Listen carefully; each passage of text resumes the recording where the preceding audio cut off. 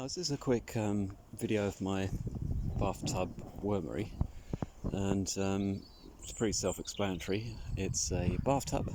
I used a steel bathtub. I think it's 700 millimeters wide, 1.5 meters long. So it's an enamelled steel bath, so it's pretty rodent proof.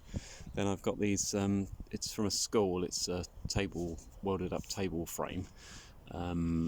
I think it's about 2 foot wide, 4 foot long, and it just sits underneath the rim on the bathtub there. And then that's because it's wider where the taps are. It just sits on the flange around the edge. And I've got some little reclaimed paving slabs just to level it up. I've kept the waste pipe on there because I thought that was easier to get into a tank to drain off any leachate. I've actually got that's the overflow. I've got to fit a pipe onto the drain itself. It's slightly blocked up, but easy enough to unscrew. I might unscrew it completely, just have it open. I'm not really sure. I've left the little overflow attachment on there in case not that rats are anywhere near it, but if they can, they won't be able to get in that thing. I've used a reclaimed trampoline. I think it was an 8-foot diameter round trampoline. I've just used the kind of elastic fabric there. It's very stretchy, and it's lots of holes in it as well, so I thought any moisture would go through, and it's probably going to be small enough to stop the worms getting through as well. I've just got some galvanised garden wire. I've run it through this is really lash up, just through the sort of violets, the little D-rings around the edge.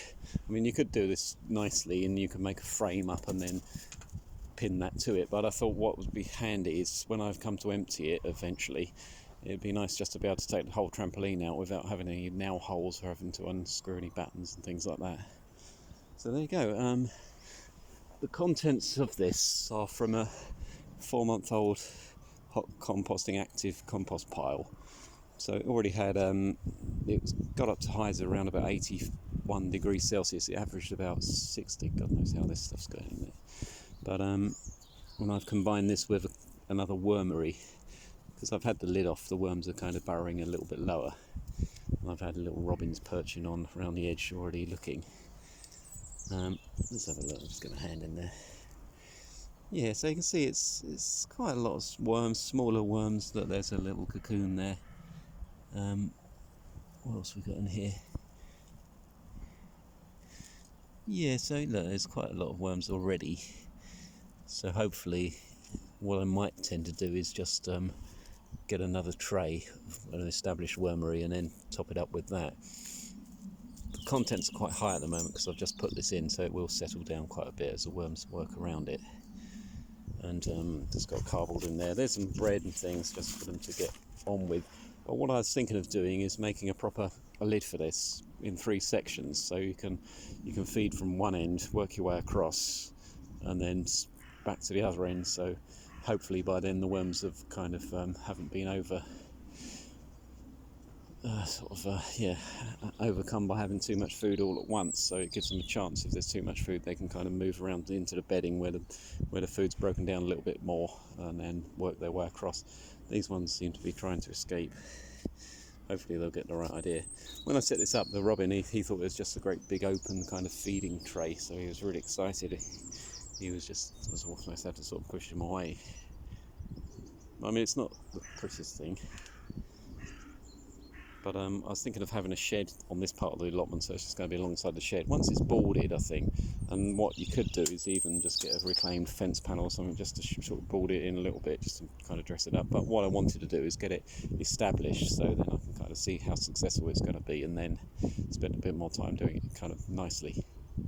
But I've had the bath knocking around for a little while, and it's just one of those things, sort of thinking, well, what do I do to start it off? So ideally, I've got 15 of these. Oh, here it goes. Let me strip cheeky swine. What are you doing? They're not for you, mate. They're not for you. How close is he going to get? He's going to get very close.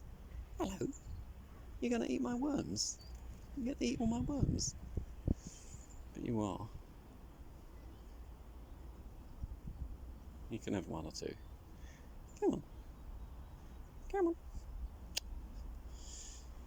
when my back's turned, it'll be straight in. Lost my chain of thought. Yeah, so I'm going to make a lid for this and kind of make it look a bit more presentable. And I tend to use cardboard just to retain a little bit of moisture in there as well. Obviously it's freely available. I normally peel off any plastic tape after it's been outside for a little while. Once it's got wet, it's much easier to peel it off. It's still there. I can hear this little rubbing behind me.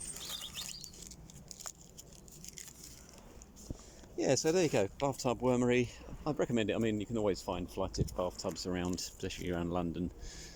Acrylic baths would be alright, probably a bit more insulative in winter, but I've got polystyrene. I was tempted to kind of insulate it a little bit, but it's quite a lot of volume, probably about 250 kilos of compost in there, something like that.